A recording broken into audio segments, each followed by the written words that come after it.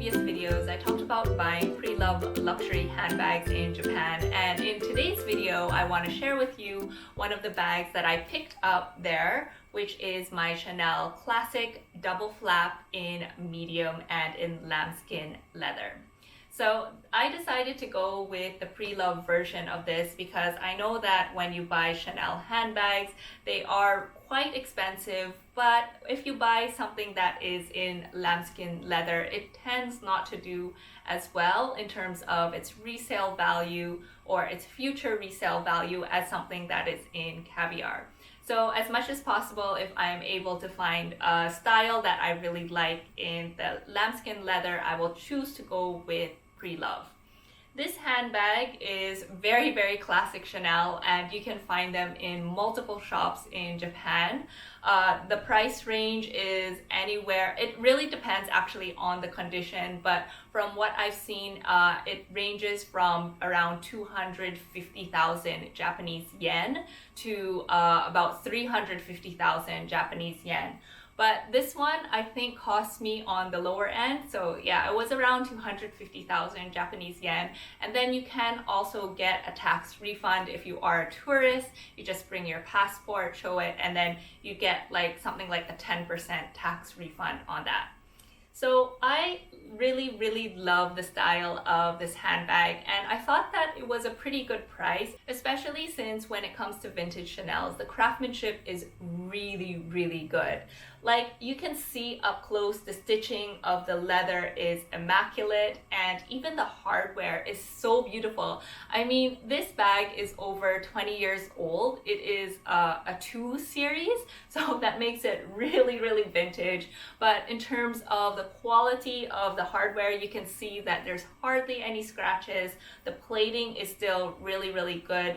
There are some sort of like scratches in the leather, but it doesn't bother me too much, especially since I haven't even gone through the process of cleaning this handbag just yet. But once I do sort of buff it out, I think that it will look a lot better than it already does. And for me, this is already in really, really great condition. So let me just quickly talk a little bit about the details of this handbag, and I wanted to show you guys as much up close photos as I can because I know a lot of you guys probably do online purchases as well, and there are a lot of sites where you can buy Japanese pre-loved right now. And so yeah, it'll just give you guys an idea of what to expect when you do get a handbag like this. The one that I have is in 23 cm, and you can either choose, I think, either 23 or 25, and anything bigger than that would be called the jumbo size. This I think is called the medium, and then of course you also have like the small or the mini. The small, the mini, and the jumbo are kind of hard to find. You'll find actually that the most common size is the 25 cm, which is slightly bigger than this, and this size, which is the 23 cm. With this handbag, I wasn't too picky about what the inclusions were. Some of the other handbags do come in like a box, but the box is usually really old and dusty. It's not something that you would really want to keep in your closet actually. And some of them do have dust bags, but most of them don't. And this one just came with the generic dust bag. But I did look for the authenticity card and the hologram sticker, which were both included in this handbag. So I was pretty happy with that. And the other thing that I made sure to look at was the straps. So what you want to do is you just want to make sure that none of these have cracks on the inside when you are looking at the leather that is interwoven between the strap areas. And this one looked really, really good. So I was very happy with that. The price was amazing. And yeah. The other thing though that I will say about this handbag is the color differs. So if you put all of the handbags together, there is a very slight color variation, which normally you would not notice unless everything is side by side. But you will see that this, maybe the ones that are a little bit cheaper are a bit lighter in color. This one, I'm lucky, it looks pretty dark to me, but there are some that I saw that look kind of gray. I mean, it looked like it had been left out in the sun and the color was a bit faded. So that's also something that you should take into consideration. Try to look at the bag under natural light if you can.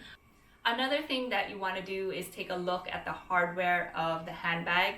For Chanel Pre-Loved, usually the hardware is very consistent in terms of the color. And actually I find that the gold is much more like of a vibrant gold, and it doesn't fade even if you are like twisting this multiple times. And I don't see a lot of scratches on this area, unlike my newer Chanels where, yeah, the turn lock, I don't know why. I guess it is just because of quality control or cheaper materials, I don't know. But I noticed that a lot of my newer Chanels do tend to scratch quite easily on the turn lock area, while this older vintage one does not do that. And the other thing on the hardware is you want to take a look also at this button area. So for the vintage Chanel, you won't see the words Chanel Paris, but it's an older brand. This is Elox, which this still makes it an authentic Chanel, but you want to just check that there is no crack right here, because I have seen some which are a little bit cheaper but they have a crack on this area. And even though you don't really like use you just don't want to have any problems in the future. So that's why I tend to really take a good look at the hardware before deciding on whether to purchase the handbag. The last thing that I do take a look at is sort of the structure of the handbag as well. You will notice that for Pre-Loved, it does tend to do like this. It's a little bit concaved on the inside.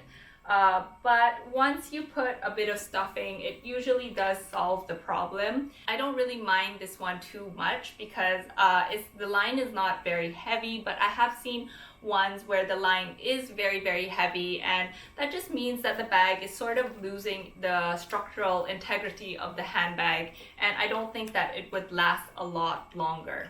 So those are some of the things that I tend to look for when I am buying a Pre-Loved handbag. The other thing that I wanted to show you guys is the difference in terms of the leather. So this one is a relatively new bag. I got this in December of last year. So that makes this bag a little over, I think, four months old. Yeah, so this is about 4 months old, and this is the 20-year-old Chanel.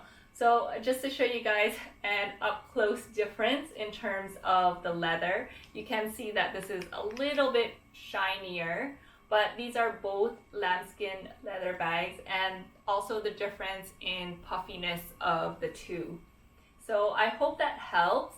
Also, like I mentioned earlier, I don't know if you can really see it, but see the scratches on this handbag. Okay, moving on to some when worn shots, and this is just one long chain on the inside.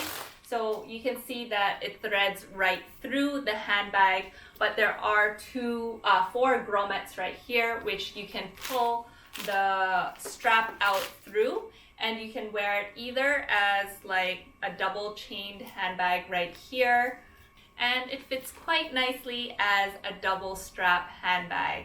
So I find that this bag looks super elegant this way, and yeah, I think this is the reason why I bought it for sort of more formal occasions, or sort of when I want to wear a more formal looking handbag. So if you pull the chain all the way through, you can also wear it as a single strap handbag. And you can try to crossbody the handbag. I find that it will crossbody if you are not wearing like very bulky clothing, but at the same time, I don't find that this is a very comfortable way to wear the handbag. But if, for instance, you just really need to quickly put it on as a crossbody so that you can have your hands free, this is also a nice option to have. Lastly, in terms of storage of this handbag, I really don't do anything much. I just make sure that in order to keep its shape, I stuff it either with tissue paper or with a pillow or just some old clothes, anything just to sort of keep the shape of the handbag. And that's basically all I do. I also put it back in the dust bag that it came with, which is a very breathable dust bag. And then from time to time, I will, of course, take it out and sort of just dust it off with a microfiber lint cloth. Anyways, I hope you guys did enjoy that. Thank you so much for watching. I'm so glad I have this community with me, especially through this self-quarantine period, and I know a lot of us are probably going insane. And yeah, but I am still very, very thankful for, very grateful for the people who are really at the front fighting this virus. Doctors, nurses, entrepreneurs who have donated to help. And yeah, it's just really, I mean, it is a really bad time, but then at the same time, I feel like humanity has really sort of come together in order to fight a common enemy. And that's just really, really amazing to see. So very, very grateful for that. And I really just want to thank all of them for making this sacrifice.